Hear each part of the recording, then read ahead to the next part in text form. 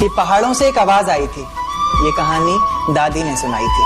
एक परी रहती थी बादलों में, एक लड़का गिना जाता था पागलों में। कहता था बादलों से कोई आने वाला है, जमीन पर उतरकर मेरी सांसों में समाने वाला है। उसे बिना देखे इजहार करता हूँ, कहता था मैं उसे खुद से भी ज्यादा प्यार करता हूँ। इतना सब सुनकर परी ने जमीन पर आने की ठानी। माँ ने रोका, बाबा ने समझाया, पर किसी की एक न मानी। रात का वक्त चारों तरफ अंधेरा था, रोशनी के नाम पर बस चांद का बसेरा। अब चांद से याद आया कि चांद की रोशनी भी तो फीकी पड़ जाएगी जब वो उतरकर मेरी छत पर आएगी। तो कहानी ने नया मोड़ लिया। परी ने प्यार की खातिर ख्वाबों से रिश्ता तोड़ लिया।